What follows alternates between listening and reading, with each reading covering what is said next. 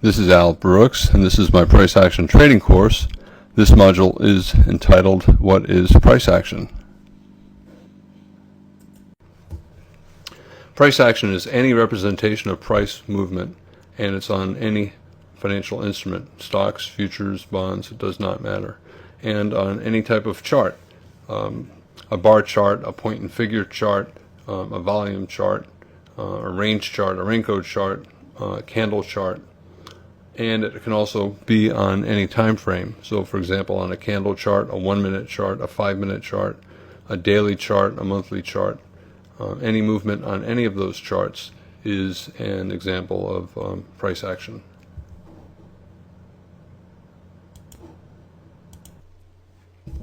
And price changes with every tick, and each change becomes an example of price action.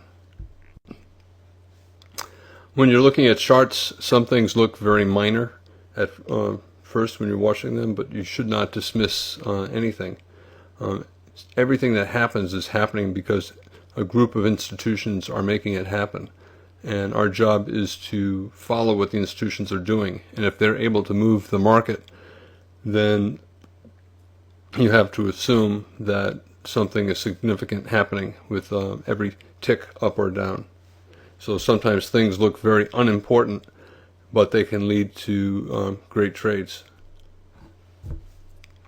I believe that price action is genetically based. It's a reflection of human behavior, and our behavior is controlled by our genes. And I've looked back at charts for over 100 years, and the charts are the same. The price action on the charts are the same as they were long ago. And since I believe price action is a manifestation of human behavior and our chromosomes, it will continue to remain valid until we become a new species. On the right, here's a chart from the Great Depression, and if I didn't have the time on the bottom, you would assume it's a chart from today. On the left, there's a chart of World War II. Again, the patterns look the same as they do today. Crashes are common. 1987, most of us were around in 1987. And this is a daily bar chart of General Electric during the crash of 1987. Big bear spike and then a triangle. It looks pretty much the same as this 5-minute chart of Costco. A big bear spike and then some kind of a pullback. And the same as a 1-minute chart of the E-mini. And you see this every day. The E-mini crashes every day on small enough time frames. So there's nothing special about a crash.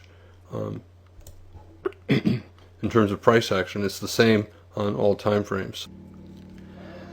When you start out as a trader, you look for information and you'll look at the internet. You'll find websites, you'll find videos, you buy books, you read books, and I think it's easy to be struck by just how much information there is out there about candlestick patterns.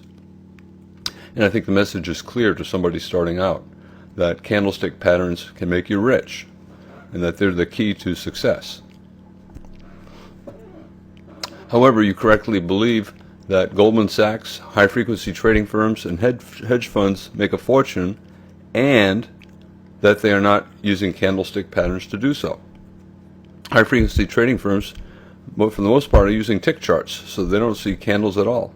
And most of the hedge funds are using a combination of technical and fundamental things. Goldman Sachs has some fundamental traders and some technical traders, and I really doubt that they're paying much attention to candlestick patterns.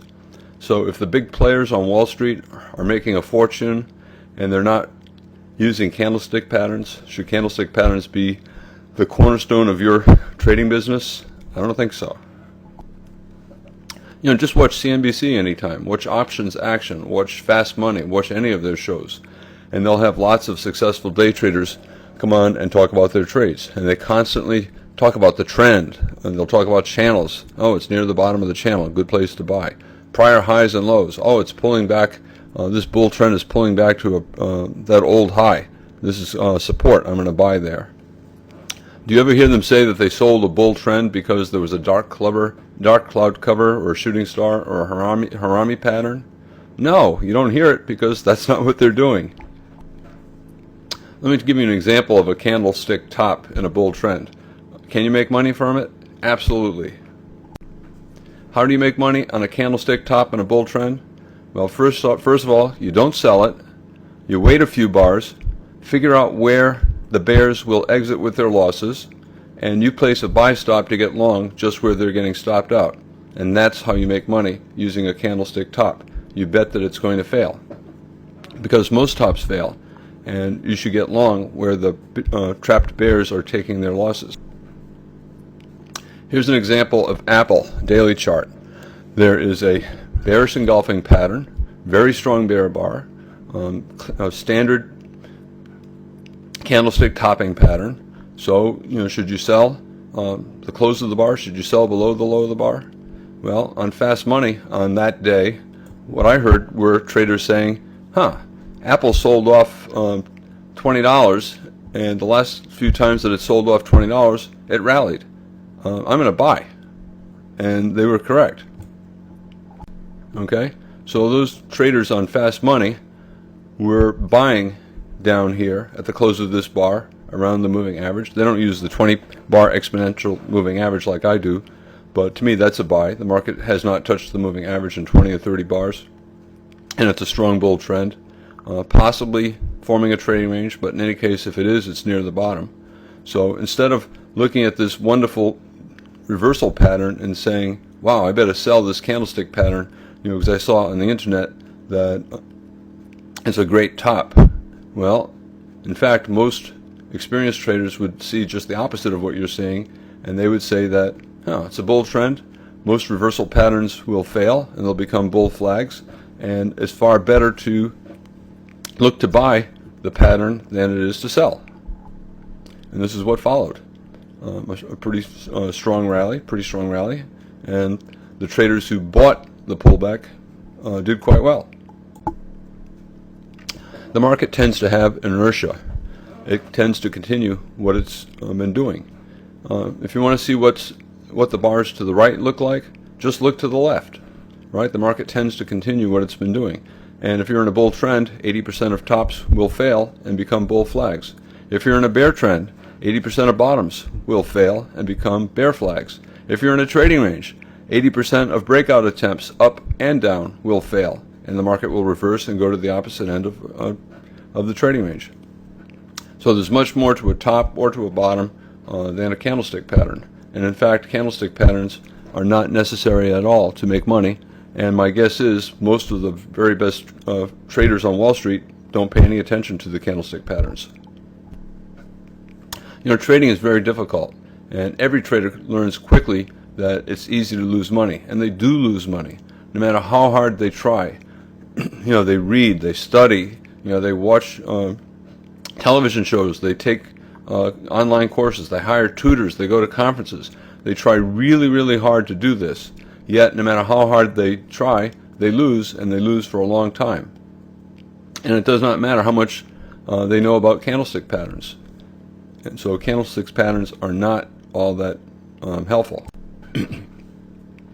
In a way, they're like a false guard. After losing enough money, people tend to get desperate, and they're desperate to believe in anything. Will you please help me?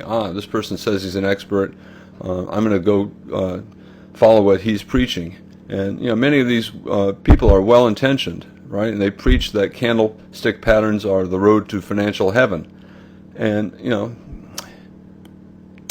they're trying to be helpful, and they really believe it, but there's really much more to trading than candlestick patterns, and candlestick patterns are not even necessary to the success of a technical trader.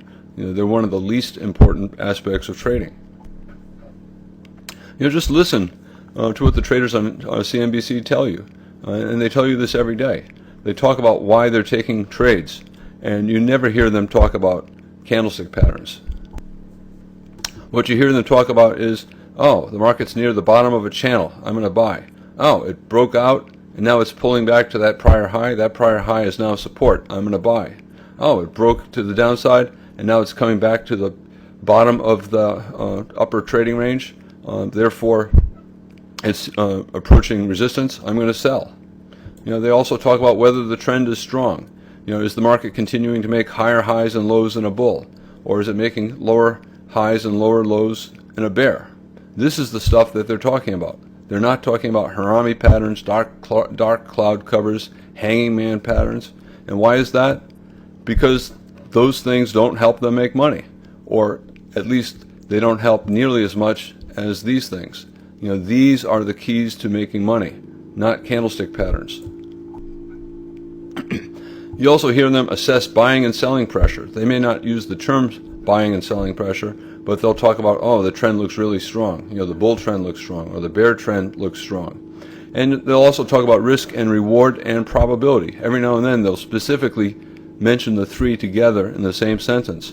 That, yeah, the risk is small and the probability is small, but the reward is so huge that the trade makes mathematical sense. You'll especially hear option traders talk about that, where they'll take a trade that has very little chance of success, but they feel the reward is so much greater than the risk that the trade is worthwhile.